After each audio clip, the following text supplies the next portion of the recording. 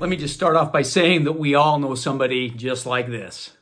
Chinese ferro rod, that's blasphemy! You will never catch me using some piece of junk Chinese ferro rod. I'm 100% Americano. If you think you can get me to use a Chinese Firesteel, you can go ahead and pry my Americano Firesteel from my cold dead hands. Just a second.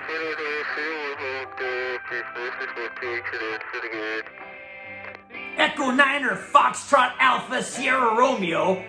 Repeat, I say repeat.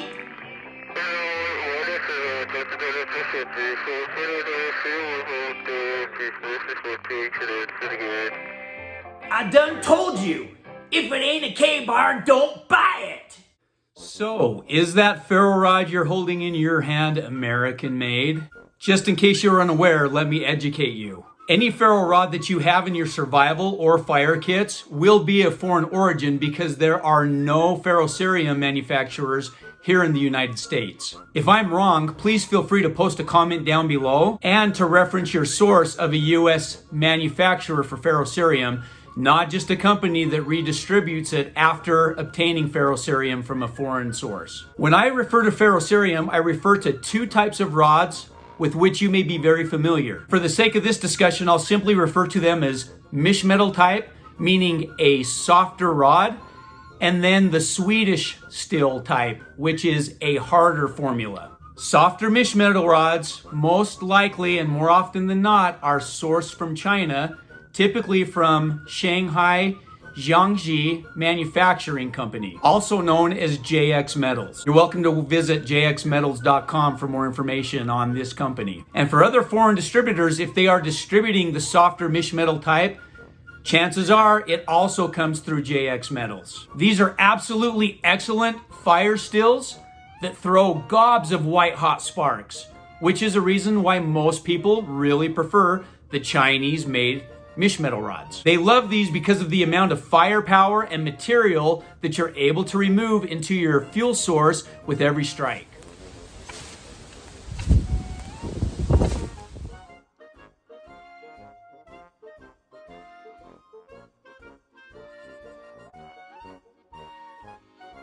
Now the harder Swedish type fire stills, typically like those used in Light My Fire brand, and also known as Our Metals, are most likely sourced through Treybacher Industry in Austria. These rods are also excellent rods, but because of the harder formula, the sparks that you're able to throw are typically finer white hot sparks and less molten gob-like sparks.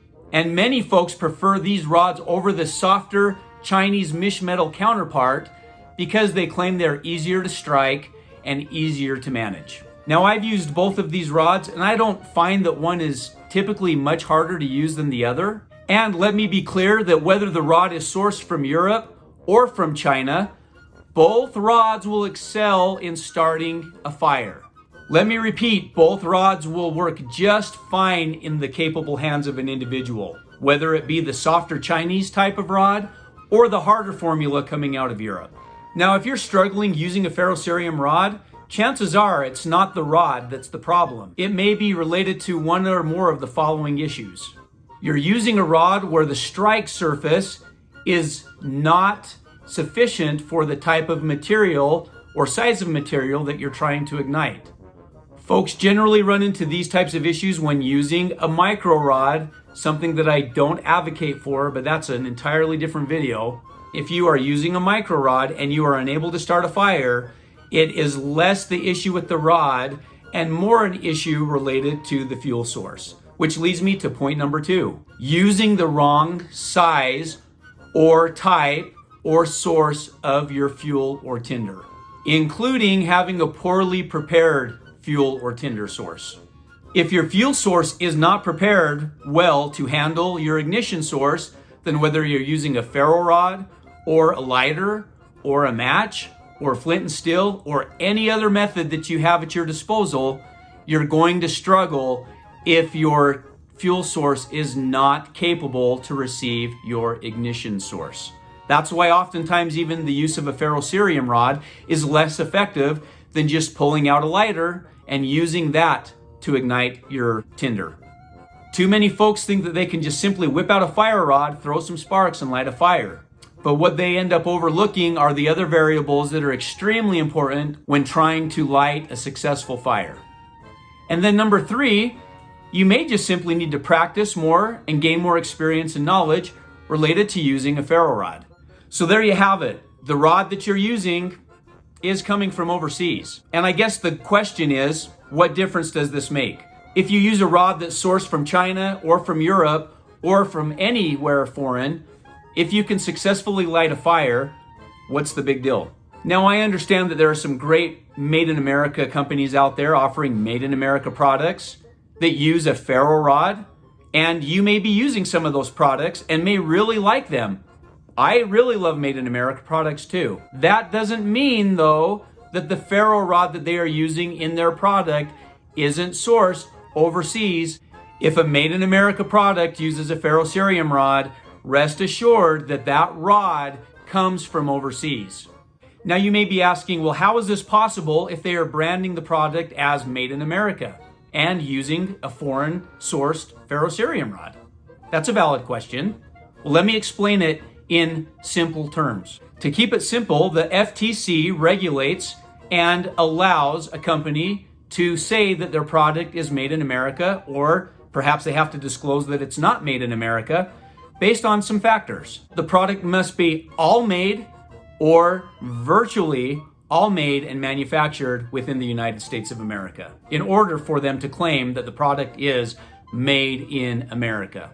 If the product is virtually all manufactured inside the United States, meaning that the final assembly of the product is happening in the United States, and the amount of foreign material is insignificant in comparison to the overall total cost and manufacturing process of the product that the company is selling, then they can legally and without being deceitful claim that their product is made in America.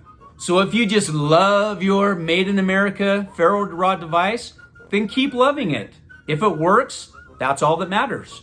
But if you're like our friend at the beginning of the video, the Merica type that's quick to criticize a foreign rod just because it's not made here in America, then you may want to think twice.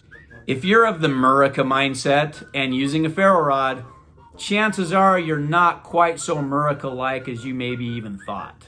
And ultimately, and the most important thing, if the use of any ferro rod is able to allow you to successfully light a fire when fire is needed, I don't think that your cold hands, feet, or body is really going to care one way or the other if the heat generated from a fire started with a spark from a Chinese-made ferro rod.